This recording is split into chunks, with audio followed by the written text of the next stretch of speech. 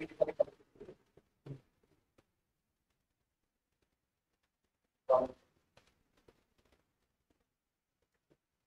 विद्यार्थी मित्रांनो, कसे आहात सगळे?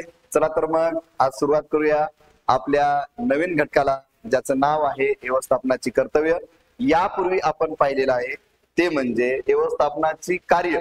याच्यामधील एक महत्वाचा घटक नियोजन, तो पूर्ण आपण पाहिलेला नाहीये. त्यामध्ये आपण पाहिलं होतं त्याची व्याख्या, त्यामागचा अर्थ, आणि जे काही महत्वाचे शास्त्रज्ञ आहेत ते अर्थशास्त्रज्ञ आहेत ज्यांनी या नियोजनाबद्दल आपलं मत व्यक्त केलेलं, हे आपण या ठिकाणी पाहिलं होतं. तरी पण थोडंसं पाठीमागे जाऊया आणि मग लागलीच आपण आपल्या पुढील भागात सुरुवात करूया. या ठिकाणी बघा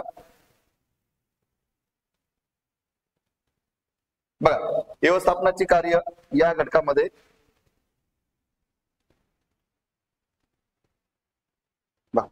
यापूर्वी आपण व्यवस्थापनाची तत्वे हा घटक पूर्णपणे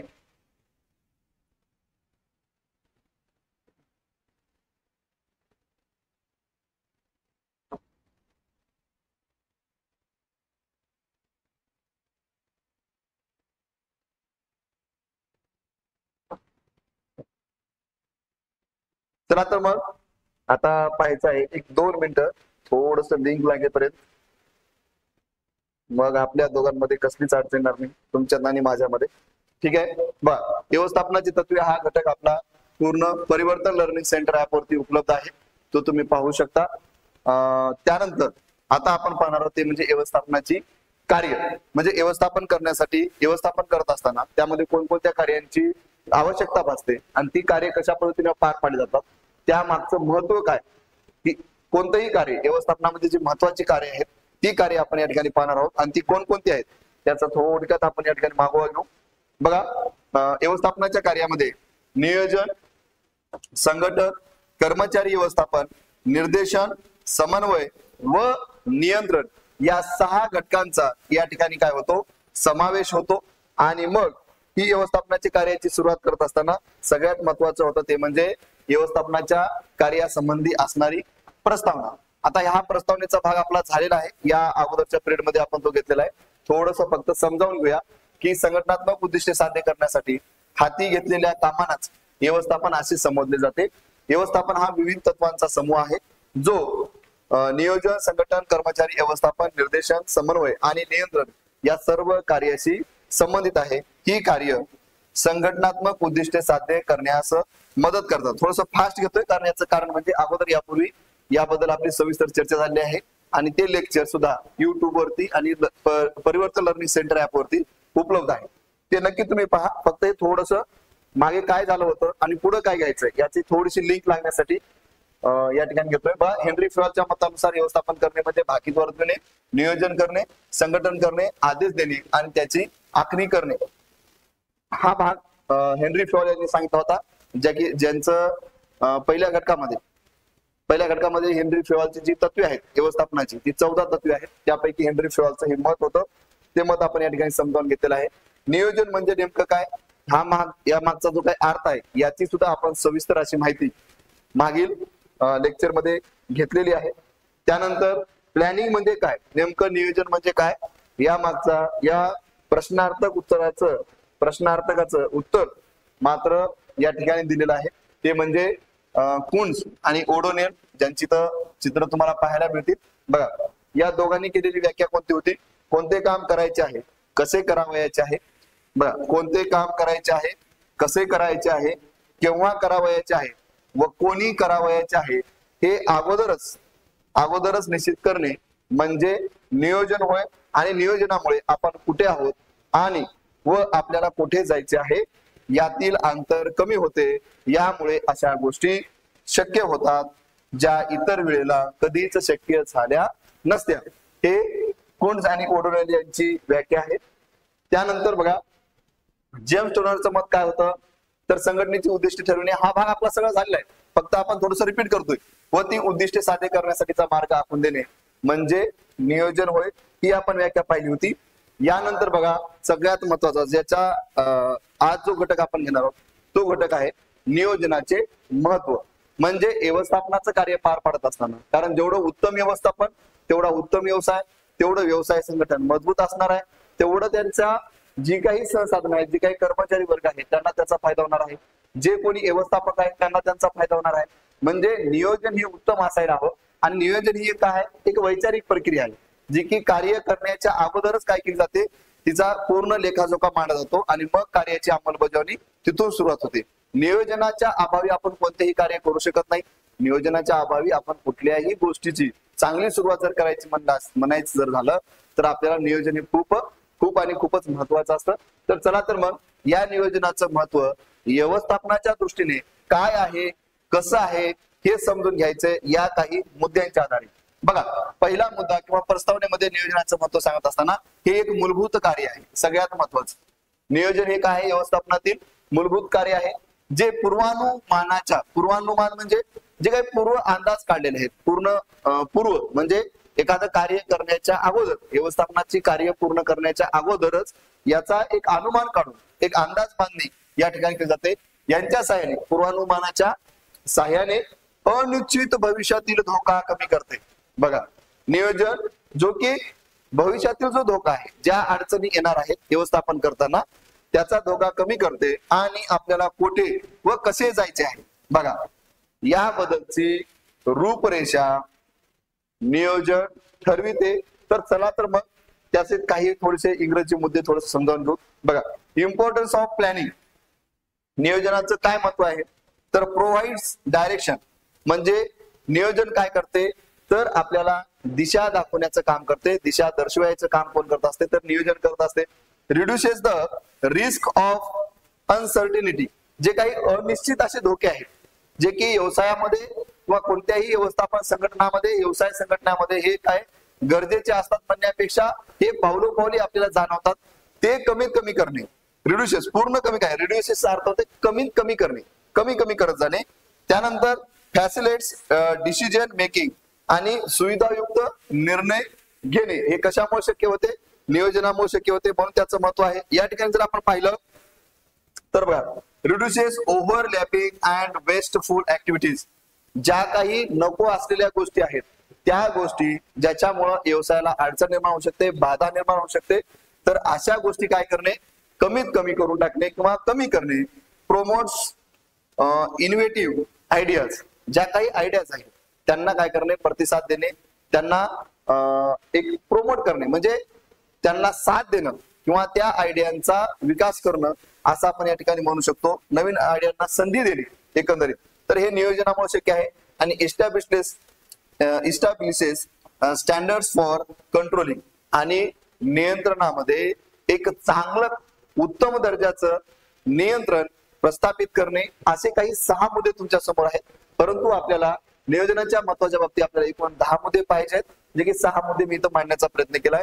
तर मग बघा, हे 10 मुद्दे कोणकोणते आहेत आणि प्रत्येक मुद्द्याचं काय महत्व आहे, जे की ज्यातून आपल्याला नियोजनाचं महत्व काय होणार आहे समजणार आहे, समजून सुद्धा घ्यायचं. बघा, तर पहिलं जे आहे ते आहे स्पष्ट उद्दिष्टे निर्धारित करण्यास. बघा, कुठलाही व्यवसाय, कुठलंही कार्य करायचं म्हणलं तर त्या कार्यामागे एक उद्देश असतो, त्याचा एक हेतू असतो, त्यामागचे एक ध्येय धोरणं असतात आणि ती ध्येय धोरणं उद्दिष्टे निर्धारित करण्यास काय करत असते, नियोजन मदत करते. मग कशा पद्धतीचे उद्दिष्टे असतात तर बघ, नियोजन ध्येय व उद्दिष्टे ठरविणे व ती साध्य करण्यासाठी योजना तयार करण्याशी संबंधित.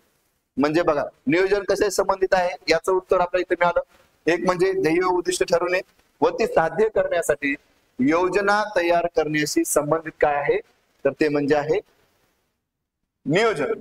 हे योजना तयार करण्याशी संबंधित आहे. आता उद्दिष्टांचं निर्धारण कसं होतं, यामुळे व्यवस्थापकाला संघटनेच्या सद्य परिस्थितीचे विश्लेषण करून त्या आधारे भविष्यात इच्छित स्थान मिळविण्याचा मार्ग हा ओळखण्यास मदत होते. बघा, स्पष्ट उद्दिष्टे निर्धारित करण्यास नियोजन मदत करते. तुम्ही तुमच्या पद्धतीने विश्लेषण करू शकता. बघा, याच्यामध्ये आपल्याला काय सांगायचंय की कोणतेही कार्य करण्यासाठी उद्दिष्ट आणि ध्येय यांची निश्चिती करावी लागते. ती उद्दिष्ट साध्य करण्यासाठी आपल्याला काही गोष्टी करणं आवश्यक असतात, जसं की त्याच्यामध्ये उद्दिष्ट निर्धारित करणे. आणि हे करण्यासाठी नियोजन काय करत असते, मदत करत असते, व्यवस्थापकाला मदत करत असते की ज्याच्यामुळं भविष्यामध्ये जो काही इच्छित स्थान त्यांना मिळवायचं आहे व्यवसाय संघटनेला मिळवायचं आहे ते व्यवसाय संघटन त्याचा मार्ग ओळखण्यास नियोजनामुळे मदत होते. तर हा होता पहिला मुद्दा. ठीक आहे. तर बघा इथं काही अडचण असेल तर विचारू शकता, परंतु आता या ठिकाणी बघा दुसरा मुद्दा जो आहे तो आहे दिशादर्शन, म्हणजे डायरेक्शन्स दाखवण्याचं काम कोण करतं तर नियोजन करतं. आता हे झालं ध्येय उद्दिष्ट ठरवण्यास मदत झाली. तर मग आता दिशा दाखवायची आहे, त्या ध्येयानुसार त्या उद्दिष्टाला बांधील अशी आपल्याला काय दाखवायची आहे तर दिशा दाखवायची आहे. जसं की बघा या व्यवसाय इथं जर थोडंसं चित्रामध्ये जर आपण पाहिलं तर इथं बघा की एक व्यक्ती काय करत असते, व्यवस्थापक म्हणून आपण त्याला, जी की महत्वाची आहे त्या व्यवसायामध्ये किंवा त्या व्यवस्थापन कार्यामध्ये महत्वाची व्यक्ती आहे जी निर्णय घेते, तिला इतर लोकांच्या मदतीने काय करावं लागतात, निर्णय हे घ्यावे लागतात. परंतु या लोकांना दिशा दाखवण्याचं काम मात्र काही लोकांनाच करावं लागतं आणि त्यासाठी गरज आहे ती म्हणजे नियोजनाची.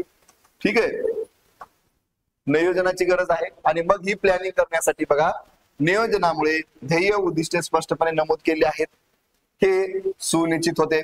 म्हणजे आपण ध्येय उद्दिष्ट बरोबर केली आहेत का, ती चांगल्या प्रकारची आहेत का, ती आपल्याला फायदा मिळवून देऊ शकतात का, आपण जे ठरवली उद्दिष्टे ही आपल्याला आपल्या व्यवसायाला आणि व्यवस्थापकाला देखील एक चांगल्या पद्धतीचं स्थान निर्माण करून देऊ शकते का, तर याचा विचार नियोजन करते. म्हणजे एकंदरीत दिशा दाखवण्याचं काम करते. ती मार्गदर्शक म्हणून काम करतात. बघा ती मार्गदर्शक म्हणून काम करतात, नियोजन ही मार्गदर्शक म्हणून काम करते आणि योग्य वेळी योग्य मार्गाने योग्य गोष्टी करण्यासाठी, बघा योग्य मार्गाने योग्य गोष्टी करण्यासाठी ते काय करतात, मार्गदर्शन करतात. कोण, नियोजन. त्यामुळे कामगारांना संघटनेला नक्की काय साध्य करायचे आहे, बघा कामगार संघटनेला नक्की काय साध्य करायचे आहे व त्यासाठी त्यांनी काय करायला पाहिजे, बघा ते पाहिजे ते शक्य होते. बघा लक्ष या ठिकाणी, त्यासाठी त्यांनी काय करायला पाहिजे ते सर्व गोष्टी काय होतात, शक्य होतात, फिक्स होतात. म्हणून दिशा दर्शनाचं काम हे कोण करत असतं तर नियोजन करत असतं. आणि हे नियोजन करताना व्यवस्थापकाला नियोजनाचीच मदत घ्यावी लागते. त्यानंतर नियोजन हे कर्मचाऱ्यांच्या कार्यक्षमतेत किंवा व्यवसाय संघटनाच्या कार्यक्षमतेत काय करते तर वाढ करण्यासाठी महत्वाची भूमिका पार पाडते. मग ते कशी तर समजून घ्या. नियोजनामुळे व्यवस्थापकांना उद्दिष्ट स्थापित करणे आणि त्यांच्या वाटचालीचा मार्ग ठरविण्यास मदत होते. बघा आणि वाटचालीचा मार्ग ठरविण्यास मदत होते. कशामुळे, नियोजनामुळे. कोणाला तर व्यवस्थापकांना होते. ज्यामुळे कर्मचाऱ्यांची भविष्यातील कामगिरी सुधारण्यास मदत होते. साहजिकच आहे, नियोजन जर उत्तम असेल तर कर्मचाऱ्यांची प्रगती सुद्धा त्या पद्धतीने होऊ शकते. त्यांच्या कार्यक्षमतेमध्ये त्यांना वाढ करता येऊ शकते किंवा कमी वेळाचं काम ते जास्त वेळ देऊन सुद्धा म्हणजे जिथं कमी वेळ काम करतायत तिथं जास्त वेळ ते अधिकचा देऊन अधिक आणि महत्वाचं म्हणजे जास्तीत जास्त काम करून त्या व्यवसाय संघटनेला चांगलं रूप प्राप्त करून देऊ शकतात. म्हणून संघटनेसाठी हे फायदेशीर असते. कामगिरी सुधारणं, कर्मचाऱ्यांची कामगिरी सुधारणं ही संघटनेसाठी काय आहे, महत्वाचे आहे. आणि ते जर करायचं असेल तर आपल्याला नियोजनाची मदत घ्यावी लागते. नियोजनामुळे कर्मचारी योग्य वेळी दिलेल्या मार्गदर्शक सूचनानुसार, बघा नियोजनामुळे कर्मचारी योग्य वेळी दिलेल्या मार्गदर्शक सूचनानुसार काय करू शकतात, काम करू शकतात. म्हणजे नियोजनामध्ये कोणाला कोणतं काम द्यायचंय हे ठरलं असल्या कारणानं त्या कर्मचाऱ्यांना त्या व्यवसायामधील महत्वाच्या घटकांना आपल्याला दिशा देण्याचं काम करता येऊ शकतं. मार्गदर्शक सूचनानुसार काम करून घेता येऊ शकतं. आणि म्हणून कामगिरी झालेल्या सुधारणामुळे संघटना जास्त नफा कमवते. हे सगळ्यात महत्वाचं आहे. संघटनेमध्ये, व्यवसाय संघटनेमध्ये नफा हा खूप महत्व असतो. सेवा तर सेवेचा पुरवठा करायचाच आहे. चांगल्या सेवा उपलब्ध लोकांना करून द्यायचे आहेत. पण त्याच्यामधून आपला जो महत्वाचा हेतू आहे तो म्हणजे नफा कमवणे. तर हे नफा कमवण्यासाठी कार्यक्षमतेत वाढ असणं, कर्मचाऱ्यांच्या कार्यक्षमतेत वाढ झाली पाहिजे. आणि ही वाढ नियोजनाच्या माध्यमातून काय होते, पूर्ण होऊ शकते. तर चला तर मग हा होता तिसरा मुद्दा, कार्यक्षमतेत वाढ करण्यास नियोजन मदत करते. त्यानंतर आहे जोखीम कमी करते. या ठिकाणी तुम्ही पाहत असाल तर पाहू शकता इथं रिस्क आहे, जोखीम आहे. ती मॅक्झिमम कडून कोणत्या बाजूला आली आहे इथं बघा, ती मिनिमम म्हणजे कमीत कमी जोखीम. व्यवसायामध्ये धोके बदल हे होतच असतात. म्हणजे व्यवसाय असा नसतो की एखादा व्यवसाय आपण सुरू केला, सगळ्या अतिशय उत्तम रीतीनं चांगल्या ठिकाणी, चांगल्या ज्या ठिकाणी त्या उत्पादनाला मागणी आहे किंवा तो व्यवसाय चांगल्या पद्धतीने चालू शकतो, असं सगळ्या गोष्टी जर ठरवून जरी केल्या आपण, तरी शेवटी व्यवसाय करत असताना अनेक वेळा धोके हे निर्माण होतात, धोके हे तयार होतात आणि हे तयार झालेल्या धोक्यामुळे आपल्याला अनेक वेळा अनेक गोष्टींपासून थोडीशी फारकत घ्यावी लागते किंवा बदल करावा लागतो. पण नियोजन जर चांगलं असेल तर कमीत कमी जोखीम निर्माण होते आणि त्या जोखीमेला, त्या धोक्यांना चांगल्या पद्धतीनं हँडल सुद्धा करता येऊ शकतं किंवा चांगल्या पद्धतीनं आपण त्याचा प्रतिकार सुद्धा करू शकतो. आणि म्हणून बघा, नियोजन हे आपण तर झालाय मुद्दा हा. नियोजन काय आहे?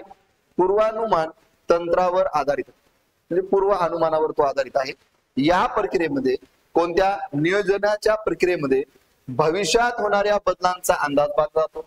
बरोबर आहे, भविष्यामध्ये काय होऊ शकतं याचे अंदाज बांधले जातात. अशी कितीतरी उदाहरणं सांगता येतील. जसं की साधं जर आपण जर एक अदानी व्यवसाय संघटन घेतलं असेल किंवा अंबानी व्यवसाय संघटना जर आपण पाहिलं, तर त्यांनी बघा त्यांच्या व्यवसायामध्ये कशा कशा पद्धतीनं एक व्यवसाय नाही चालवला तर अनेक प्रकारचे व्यवसाय त्यांनी त्या ठिकाणी चालवलेले आहेत. म्हणजे अगदी पेट्रोकेमिकल्स पासून ते अगदी न्यूज चॅनल पर्यंत सुद्धा त्यांचे प्रोडक्ट आहेत. अगदी व्हिडिओग्राफिक पासून किंवा जिओ सारख्या ऍप पासून ते अगदी जिओ सावन पर्यंत, म्हणजे गाण्यापर्यंत असे अनेक डेव्हलपमेंट त्यांनी केलेले आहेत. का? कारण हे सगळं भविष्यात होणाऱ्या बदलांचा अंदाज त्यांनी बांधलेला होता आणि म्हणूनच ते अनेक क्षेत्रामध्ये यशस्वीपणे पाऊल टाकतायत. कारण त्यामागे आहे ते म्हणजे महत्वाचं नियोजन. आणि या प्रक्रियेमध्ये, नियोजन प्रक्रियेमध्ये होणाऱ्या बदलांचा अंदाज बांधला जातो. बरोबर आहे. तर नियोजन भविष्यात करावयाची कामे आधीच निश्चित करत असणे. बघा, भविष्यात कोणती कामं करायची हे अगोदरच निश्चित करत असल्याने नियोजन होणाऱ्या बदलांना, अनिश्चित घटनांना, बघा जे काही बदल आहेत किंवा अनिश्चित असे घटना आहेत, काही होऊ शकतं, कुठले इन्सिडेंट, कुठले ऍक्सिडेंट, कुठली घटना कधी घडेल काही सांगता येत नाही. अशा वेळेस सामोरे कसे जायचे याचा मार्ग नियोजनाच्या माध्यमातून निर्माण करता येऊ शकतो. बदल किंवा हे धोके जे आहेत, धोके पूर्णपणे काढून टाकले जाऊ शकत नाहीत. बघा, हे एक महत्वाचं आहे की बदल आणि धोके हे आपण व्यवसायामध्ये गृहीत धरून चालायचं. की आपण रस्त्यावरून चालणार म्हणजे आपल्याला कुठेतरी ठेच ही लागणारच आहे, कुठेतरी आपण निसटणार आहोत, पडणार आहोत, हे गृहीत धरूनच चाललं पाहिजे. रस्त्यावर चालतात, कुठे एखादी घटना दुर्दैवी घडू पण शकते, ह्या सगळ्या गोष्टी गृहीत धरूनच आपण बाहेर पडत असतो. तसं अगदी व्यवसायामध्ये एखादा व्यवसाय करत असताना अनेक वेळा धोके निर्माण होऊ शकतात, बदल निर्माण होऊ शकतात, काही अनिश्चित स्वरूपाच्या घटना होऊ शकतात. तर ह्या काय घटना टाळता येत नाहीत, पण याला सामोरं जाण्याचं सामर्थ्य मात्र नियोजनामध्ये असतं. म्हणून टाकले जाऊ शकत नाहीत, हे अगदी बरोबर आहे. पण हे धोके, बघा, हे धोके टाळणे शक्य नसते, परंतु त्याचे अनुमान करणे आणि त्यांना प्रतिबंधात्मक उपायांनी काय करणे, हाताळणे हे शक्य आहे नियोजनामध्ये. म्हणून कमीत कमी जोखीम साठी आपल्याला नियोजनाचीच आवश्यकता भासते.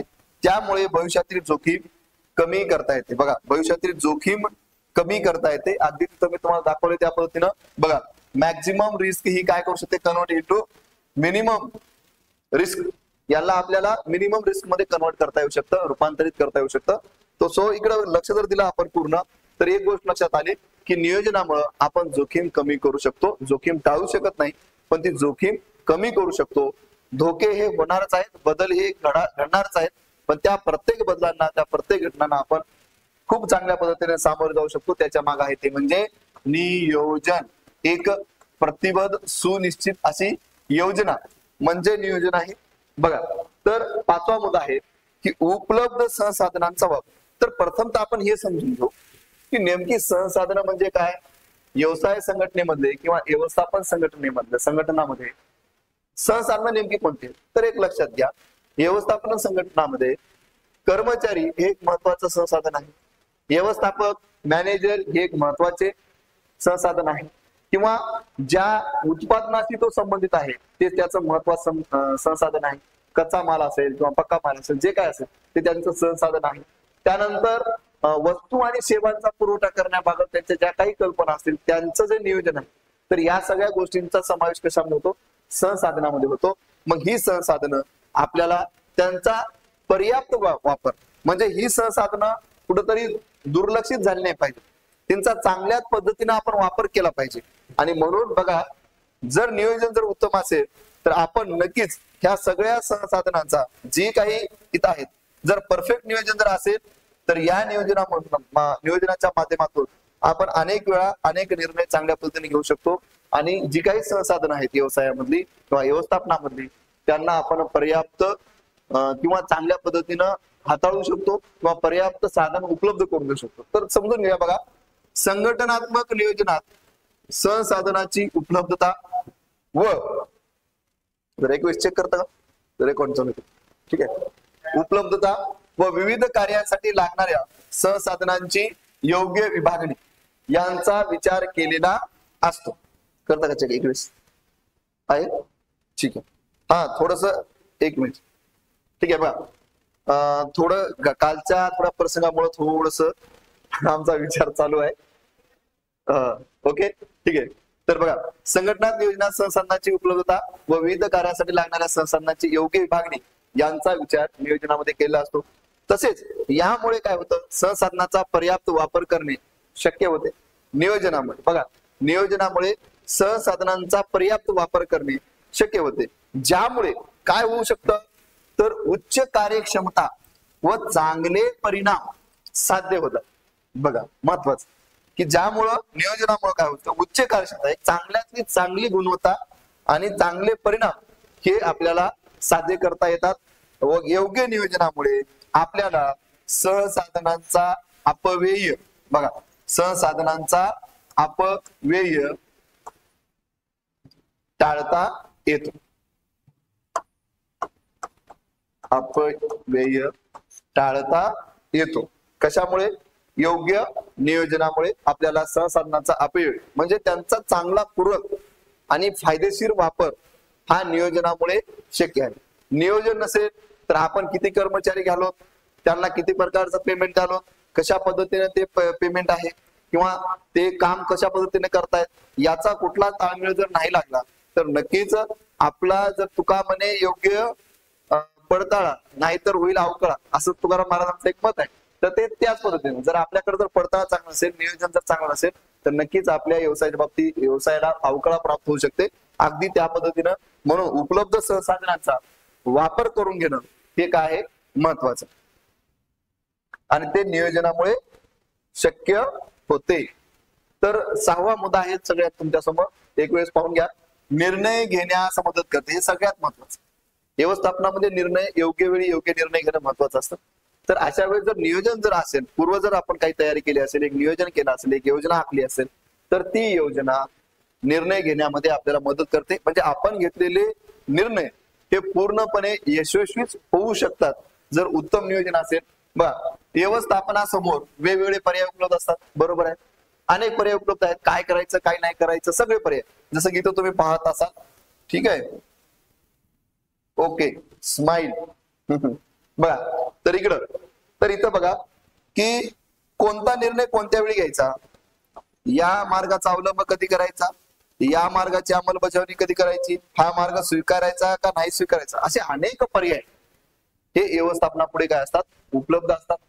सर्व विकल्पांच्या सर्व सकारात्मक व नकारात्मक परिणामांचा विचार करून ध्येय साध्य करण्याचा सर्वोत्तम पर्याय निवडण्यासाठी व्यवस्थापनाला नियोजनाची मदत होते. बघा, म्हणजे अनेक पर्याय उपलब्ध आहेत, पण ते पर्याय त्या विकल्पांचा त्या पर्यायांचा विचार करताना त्यांचा सकारात्मक आणि नकारात्मक परिणाम काय होऊ शकतो. जर तो निर्णय घेतला तर त्याचे सकारात्मक परिणाम काय आणि तो जर निर्णय नाही घेतला तर त्याचे नकारात्मक परिणाम काय असू शकतात, याचा सगळा विचार हा नियोजनामध्ये केला जातो. आणि त्याच्यासाठी याला ही ध्येय साध्य करण्याचा सर्वोत्तम पर्याय निवडण्यासाठी व्यवस्थापनाला नियोजनाची काय होते मदत होते, म्हणजे निर्णय घेण्यास मदत होते. पूर्व निर्धारित ध्येय साध्य करण्यासाठीच्या वैकल्पिक कार्य निर्धारित केल्यानंतरच निर्णय घेतला जातो. बघा, पूर्व निर्धारित ध्येय साध्य करण्यासाठीच्या वैकल्पिक कार्य म्हणजे जे काही इतर कार्य आहे तर त्यांचं सुद्धा निर्धारण केल्यानंतरच निर्णय घेतला जातो. जे काही इतर विषय आहेत ज्यांच्यामध्ये व्यवसाय संघटन काम करू शकतं, परंतु त्याचा जर नियोजन केल्यानंतर त्या संबंधी निर्णय घेता येतात. ऐन वेळी वाटलं की नाही आपण हा या क्षेत्रामध्ये उतरलं पाहिजे, पण त्याचं जर उत्तम नियोजन नसेल तर त्या क्षेत्रामध्ये आपण उतरून देखील चांगल्या पद्धतीने काम करण्याचा प्रयत्न करून देखील आपल्याला पाहिजे तसं यश मिळू शकत नाही, कारण कुठेतरी नियोजनाचा अभाव हा असतो. वैकल्पिक पर्याय प्रत्येक व्यवसायामध्ये आपल्याला उपलब्ध आहे. एखादी कंपनी जर साधी तंत्रज्ञान क्षेत्रामध्ये उतरून जर काम करत असेल तर भविष्यात ती प्रोडक्ट सुद्धा निर्माण करू शकते, कारण त्याच्याकडे तेवढे ऑप्शन सुद्धा उपलब्ध असतात, पर्याय उपलब्ध असतात. पण योग्य वेळी कोणता पर्याय स्वीकारायचा याचा निर्णय सुद्धा देखील कोण घेत असते? नियोजन घेत असते. मुद्दा लक्षात आला असेल तर आता शेवटी आपण विचार करूया. यामुळे व्यवस्थापकाला तर्कशुद्ध निर्णय, बघा, तर्कशुद्ध निर्णय घेण्यास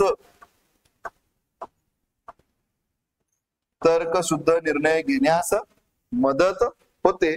मग त्याला निर्णय घेण्यासाठी नियोजन हे काय करते? मदत करते. म्हणून निर्णय घेण्यास मदत करण्यामध्ये नियोजनाचा खूप महत्वाचा आणि मोलाचा वाटा आहे. तर चला तर मग आता पुढचा मुद्द्याला सुरुवात करूया. 7वा मुद्दा आहे नियंत्रणासाठी काय ठरविणे? मानके ठरवणे. काही प्रमाण ठरवायचे, काही नियम ठरवायचे, काही सूची ठरवायची. तर ही सूची ठरवत असताना ही नेमकी कोणती सूची ठरवायची, कोणता निर्णय घ्यायचा, वा एखादं व्यवस्थापन चांगलं करण्यासाठी कोणकोणते मानके असावेत. म्हणजे साधं उदाहरण जर आपण जर घेतलं तर शैक्षणिक क्षेत्रामध्ये, तर शैक्षणिक क्षेत्रामध्ये शाळेची जर स्थापना करायची असेल, उभारणी करायची असेल तर त्याची काही मानकं ठरलेली आहेत. की शाळेला मैदान असायला हवं, शाळेमध्ये शिक्षकांची संख्या, विद्यार्थ्यांची संख्या, या विद्यार्थी शिक्षकांचं प्रमाण येते लक्षात. महाविद्यालयीन घटक जर असेल तर महाविद्यालयामध्ये वेगवेगळ्या शाखांचा विचार, त्या शाखेच्या सर्व शिक्षकांची उपलब्धता, प्राध्यापकांची उपलब्धता, या सगळ्या गोष्टींची मानकं ही काय केली असतात? ठरलेली असतात. हे का? कारण ती जर मानकं आपण जर पूर्ण केली तर नक्कीच ते शाळा जे शैक्षणिक संघटना आहे, ती शाळा जी आहे ती सर्व मानके पूर्ण करून यशाला प्राप्त होऊ शकते किंवा त्याला यश मिळू शकतं. तसं व्यवसायामध्ये आणि व्यवस्थापनामध्ये मानक ही काय करावं लागतात? ठरवावी लागतात. ती ठरविण्यास मदत करते. नियंत्रणासाठी मानके ठरविण्यास मदत करते कोण? नियोजन.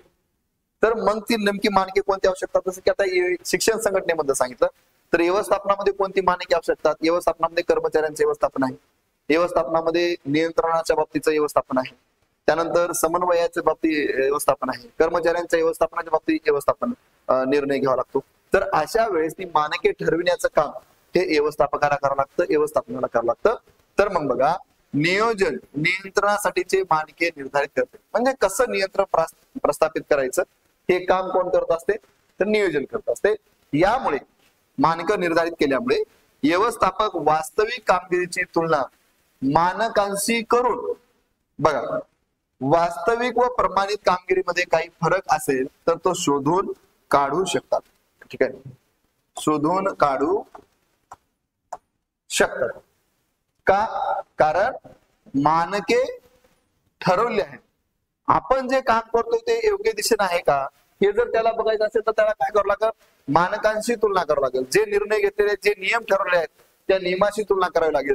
आणि मग नियमाची तुलना करत असताना त्याच्या जर लक्षात असं आलं की कुठंतरी काम आपलं त्या उद्देशाला धरून चालत नाहीये, त्या निर्णयाला धरून चालत नाही किंवा त्या नियमाला धरून अजिबात चालत नाहीये, तर याच्यामधली तफावत तो कमी करू शकतो आणि त्या पद्धतीने काम करू शकतो, जेणेकरून पूर्ण त्या मानकानुसार जर आपण निर्णय घेतला तर हे मानके ठरवण्यासाठी मदत कोण करतं?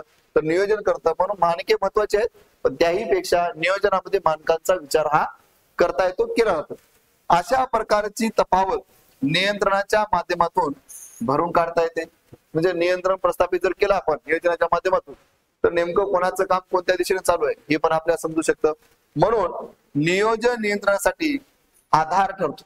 बघा, नियोजन कोणासाठी? नियंत्रणासाठी आधार कार्ड ठरतो, आहे का नाही? बघा, आधार कार्ड ठरतो. म्हणजे तसेच कामाच्या ठिकाणी शिस्त राखण्यासाठी देखील नियोजन महत्वाचे आहे. बघा, शिस्त राखण्यासाठी देखील नियोजन महत्वाचे आहे. म्हणून नियंत्रणासाठी मानके ठरविण्यास मदत कोण करते? तर नियोजन करते. यामुळं नियोजनाला व्यवस्थापनामध्ये खूप असं महत्व आहे. 8वा मुद्दा काय सांगतो? तर या ठिकाणी पहा, सर्व कार्यांचा समन्वय सगळ्यात महत्वाचा. समन्वय साधणे. इथं जर तुम्ही चित्र पाहत असाल तर काय आहे? इथे एक हाऊस आहे, घर आहे, ड्रीम हाऊस. ओके, आणि इकडं हीच व्यक्ती चालली ऑफिसला, बरोबर. तर हे करत असताना त्या व्यक्तीला घरामध्ये आणि ऑफिसमध्ये या दोन्हीमध्ये कोऑर्डिनेशन म्हणण्यापेक्षा समन्वय हे साधणं खूप महत्वाचं असतं. एक तारेवरची कसरत असते. आणि जर ह्या व्यक्तीनं त्याचं जर उत्तम नियोजन जर केलं असेल, एक प्लॅनिंग जर चांगली केली असेल, तर नक्कीच त्याला समन्वय साधण्यात काय होते, मदत होते. पण कशामुळं? नियोजन. मग नियोजनामुळे बघा, मुद्दा बघून घ्या, समजून घ्या. नियोजनामुळे सर्व कार्यामध्ये समन्वय साधणे शक्य होते, बरोबर. यामुळे कार्यामधील परस्पर व्याप्ती कमी होते. म्हणजे जी तफावत दोन्हीकडे समन्वय साधण्यामध्ये निर्माण झाली आहे त्याचं अंतर काय करता येऊ शकतं, कमी करू शकता येतं. म्हणजे त्याची व्याप्ती म्हणण्यापेक्षा त्याच्यामधलं अंतर कमी करता येतं. व्यवसाय संघटनेतील सर्व कार्य एकमेकांशी निगडीत असतात. मग याचा विचार नियोजन प्रक्रियेमध्ये केलेला असतो. बघा, नियोजन प्रक्रियेमध्ये ह्या सगळ्यांचा एकमेकांशी निगडीत आहेत, तर त्यांचा सगळ्यांचा विचार त्या ठिकाणी केला जातो. आणि संघटनेतील सर्व कार्य संसाधनांचा परस्पर संबंध जोडणे नियोजनामुळे उत्तम होते. नियोजनामुळे उत्तम होते किंवा शक्य होते. त्यामुळे सर्व विभाग एकत्रित योजनेनुसार काम करतात व समन्वय साधला जातो. एकंदरीत सर्व कार्यांचा समन्वय साधण्यासाठी नियोजन मदत करते. हे मात्र इथं तुम्ही लक्षात घेऊ शकता. यानंतरचा जो मुद्दा आहे तो मुद्दा काय सांगतो बरं आपल्याला? तो मुद्दा म्हणतो की मी 8 मुद्दे या ठिकाणी पूर्ण झाले आहेत, ते मला समजले आहेत. तर मग नव्या मुद्द्याकडे आपण प्रस्थान करूया. नवा मुद्दा आहे व्यवस्थापनाची इतर कार्य. आता ही इतर कार्य कोणती असतात? व्यवस्थापनामध्ये अनेक प्रकारची कार्य आणि शेवटी इतर कार्य. इतर कार्यामध्ये अनेक प्रकारची कार्य. आता बघा ती कोणकोणती असतात आणि त्याला इझी बनवण्याचं काम, सुलभ बनवण्याचं काम जर नियोजन जर उत्तम असेल तर इथं बघा हे महाशय अगदी आनंदामध्ये एकदम चेहऱ्यावर स्माईल घेऊन, है ना, एकदम स्माईल मध्ये आणि एक इझी वर्क असा एक मूड त्यांच्याकडे निर्माण झालाय. हा कशामुळे निर्माण झालाय? तर हा झालाय त्यांनी केलेल्या नियोजनामुळं, त्यांनी आखलेल्या प्लॅनिंग मुळे, त्यांनी जे काही केलेलं नियोजन आहे त्याचा परिणाम म्हणजे त्याच्या कामामध्ये एक सुलभता निर्माण होते. मग बघा, प्रत्येक संघटना नियोजनादरम्यान ठरविलेली उद्दिष्टे प्राप्त करण्याच्या ध्येयाने काय करत असते? कार्य करीत असते. जोपर्यंत नियोजन योजना तयार होत नाही, बघा एक नियोजन तयार होत नाही तोपर्यंत संघटन आणि कामगारांचं व्यवस्थापन ही व्यवस्थापनाची इतर कार्य करतात. म्हणजे व्यवस्थापनाच्या इतर कार्यामध्ये काय महत्वाचं आहे की संघटन, जास्तीत जास्त लोकांचं संघटन निर्माण झालं पाहिजे. जास्तीत जास्त लोक आपल्या व्यवसायाशी जोडले गेले पाहिजेत, आपल्या व्यवस्थापनाशी ते जोडले गेले पाहिजेत. आणि हे इतर कार्य आणि त्याच्यामधल्या इतर कार्यामध्ये कामगारांचं सुद्धा व्यवस्थापन ही व्यवस्थापनाची इतर कार्य करता येत नाही. केव्हापर्यंत? जोपर्यंत आपण नियोजन योजना तयार करीत नाही किंवा तयार होत नाही. म्हणूनच नियोजन व्यवस्थापनाची इतर कार्य म्हणूनच नियोजन व्यवस्थापनाची इतर कार्य सुलभ करते. मेक इझी, त्यांना एकदम सोपं बनवण्याचं काम करते. म्हणून जर आपण लक्षात घेतलं तर व्यवस्थापनाची इतर कार्य सुलभ करण्यामध्ये नियोजनाचा सगळ्यात महत्वाचा वाटा आपल्याला पाहायला मिळतो. आणि शेवटचा जो मुद्दा आहे तो आहे आपल्या स्क्रीनवर येईल थोड्याच वेळात. बघा, नवीन कल्पनांना प्रोत्साहन देणे. ज्या काही आयडिया आहेत, प्रत्येकाकडे ज्या ज्या प्रकारच्या आयडिया आहेत, यांच्या डोक्यामध्ये वेगळ्या प्रकारची आयडिया आहे, यांच्या डोक्यामध्ये वेगळ्या प्रकारची आयडिया आहे, यांच्या डोक्यामध्ये वेगळ्या प्रकारची आयडिया आहे, यांच्या डोक्यामध्ये वेगळ्या प्रकारची आयडिया आहे, कल्पना आहे. आणि या कल्पनांना प्रोत्साहन देण्यासाठी नियोजनामुळे काय होते? मदत होते. म्हणजे प्रत्येकाच्या कल्पकतेला, बुद्धीला, कल्पनेला वाव देण्याचं काम जर कोण करत असेल तर नियोजन करते. आणि मग नियोजनात जर चांगलं काम केलं तर अगदी आपण असं म्हणू शकतो की वाव, अशा पद्धतीचं सुद्धा नियोजनाच्या माध्यमातून शक्य होतं. म्हणून नवीन कल्पनांना प्रोत्साहन देण्याचं काम हे नियोजन करते. म्हणून नवीन कल्पनांना प्रोत्साहन देणे हे काय आहे, नियोजनाचे एक महत्व आहे. नियोजन हे व्यवस्थापनाचे मूलभूत कार्य आहे. पहिल्या मुद्द्यामध्ये आपण त्याचं बघितलं होतं. नियोजन ही बघा निर्णय घेण्याची प्रक्रिया. कोणताही निर्णय, कामासंदर्भातला सगळा निर्णय घेण्याचं काम, पहिलं काम हे कोण करत असतं, नियोजन करत असतं. ज्यात चिकित्सक पद्धतीने म्हणजे अतिशय विचार करून, वास्तविकतेला धरून, खोट्या गोष्टीला बाजूला सारून, जिथं वास्तव आहे, जे खरं आहे त्याला विचार करून, म्हणजे चिकित्सक पद्धतीने विचार करून नाविन्यपूर्ण कल्पनांचा प्रचार करण्याचा अंतर्भाव नियोजनामध्ये होतो. ज्यात त्या सगळ्या गोष्टींचा विचाराला सरते शेवटी, म्हणजे शेवटी अभिनव कल्पनामुळे, म्हणजे वेगवेगळ्या नवीन कल्पना, अभिनव म्हणजे नवीन, इतरांपेक्षा नवीन असलेल्या, ज्या स्वतःला सुचलेल्या आहेत, अशा अभिनव कल्पनामुळे संघटनेची काय होतात, ध्येय साध्य होतात. हे व्यवस्थापनाचे सर्वात आव्हानात्मक कार्य आहे. व्यवस्थापनाचे सर्वात आव्हानात्मक कार्य आहे, कारण यामुळेच भविष्यातील सर्व कार्यांना दिशा मिळते. भविष्यातील जे काही कार्य असतील, जे व्यवस्थापनाशी संबंधित आहेत, त्यांना दिशा देण्याचं काम हे नियोजनामुळे शक्य आहे. व्यवस्थापनामध्ये नियोजनामुळे शक्य आहे, ज्यातून संघटनेची वाढ व प्रगती, सगळ्यात महत्वाचं आहे, संघटनेची वाढ व प्रगती साधली जाते. म्हणून नवीन कल्पनांना प्रोत्साहन देणे किंवा देते कोण, नियोजनामुळे ते शक्य होतं. आणि म्हणून या ठिकाणी आपले 10 मुद्दे आपण या ठिकाणी पूर्ण केले आहेत.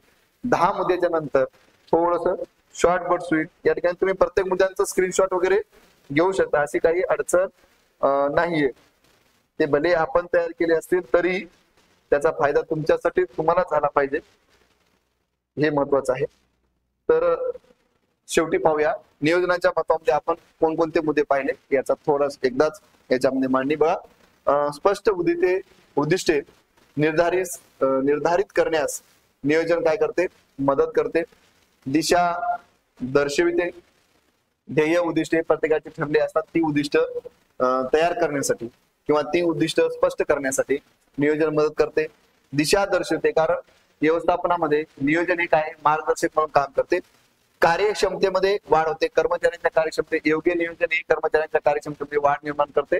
आणि जिथं नियोजन नसते तिथं कर्मचाऱ्यांच्या कार्यक्षमतेमध्ये वाढ होत नाही. त्यानंतर जोखीम कमी करणे, कमीत कमी काय करणे, रिस्क किंवा जी काही जोखीम आहे, जे बदल आणि धोके आहेत, ते धोके कमीत कमी करण्याचं काम केलं जातं. कमी करते ते म्हणजे नियोजन.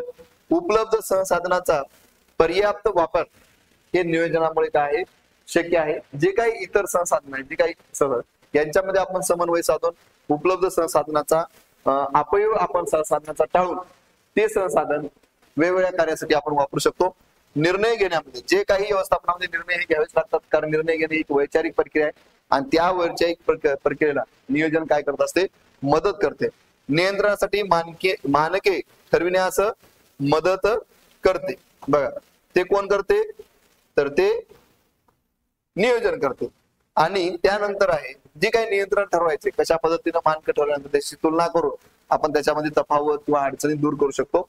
आणि नक्कीच याचा फायदा व्यवस्थापनाला किंवा व्यवसाय संघटनेला होतो. त्यानंतर आहे सर्व कार्यांचा समन्वय साधणे, म्हणजे कर्मचारी जी काही सर्व कार्य आहेत त्यांचा समन्वय साधण्याचं काम या ठिकाणी आपल्याला नियोजनामुळे शक्य होतं. शेवटचा मुद्दा, सेकंड लास्ट मुद्दा, व्यवस्थापनाची इतर कार्य सुलभ करते. त्याला चांगलं सुटसुटीत बनण्यासाठी, सुलभ बनवण्यासाठी, सोपं बनवण्यासाठी व्यवस्थापनाच्या इतर कार्यामध्ये कर्मचारी असेल किंवा व्यवस्थापन असेल यांना एकत्र करण्याचं काम आणि त्यांच्यामध्ये सुलभता प्राप्त करून देण्याचं काम या ठिकाणी व्यवसाय संघटन करतात. आणि नवीन कल्पनांना प्रोत्साहन देणे, असे एकंदरीत 10 मुद्द्यांचा या ठिकाणी आपण तपशीलवार, अतिशय सविस्तर, अतिशय चांगल्या पद्धतीनं, अतिशय तुम्हाला समजेल, तुमच्या स्क्रीनवरती ते दिसायला पण छान असेल किंवा स्पष्टपणे आपल्याला एक एक गोष्टीचा विचार या ठिकाणी करता येईल, अशा पद्धतीने या ठिकाणी आपण मुद्द्याची मांडणी केलेली आहे. कसं वाटलं काय नाही कमेंट मध्ये नक्की सांगा. याच्यामध्ये सगळ्यात महत्वाचं हे आहे की एकदम सोपा भाग आहे, अवघड असं काही नाहीये, एकदम सोपा आहे. याच्यामध्ये व्याख्या आणि थोडी प्रस्तावना, त्यानंतर मुद्द्यांचं विश्लेषण आपल्या पद्धतीने आपण त्या ठिकाणी करू शकतो. या ठिकाणी बघा 10 मुद्द्यांच्या नंतर आता वेळ आलेली आहे तुमच्या सर्वांची रजा घेण्याची, कारण या ठिकाणी आपला हा घटक, म्हणजे या घटकातील नियोजन हा एक घटक, या उपघटक आपण या ठिकाणी पूर्ण केलेला आहे. यानंतरचा जो समन्वय असेल, कर्मचाऱ्यांचे व्यवस्थापन असेल, नियंत्रण असेल, या सर्व बाबींचा अशाच पद्धतीने आपल्याला काय करायचा आहे, अभ्यास करायचा आहे. तर आजचा व्हिडिओ कसा वाटला? हा व्हिडिओ करण्यामागे सगळ्यात महत्वाची प्रेरणा तुमची आहे. तर तुमच्या प्रेरणेसाठी किंवा तुमच्यासाठी हा व्हिडिओ आपण इथपर्यंत आणला, तुमच्यापर्यंत पोहोचवला. तर यासाठी, या कामासाठी नक्कीच आमच्या चॅनलला सबस्क्राईब करा. चॅनलचं नाव तुम्हाला सगळ्यांना माहितीच आहे, जिनियस कॉमर्स क्लासेस लोहा. आणि लवकरात लवकर आपले सबस्क्रायबर पण वाढले पाहिजेत. लाईक द्यायला मात्र अजिबात विसरू नका, कारण तुमचे लाईक आमच्यासाठी खूप महत्वाचे आहेत. म्हणून लाईक करा, शेअर करा आणि सबस्क्राईब करा. या ठिकाणी सर्वांची या ठिकाणी नंतर सर्वांची या ठिकाणी रजा घेतो. जय हिंद, जय महाराष्ट्र.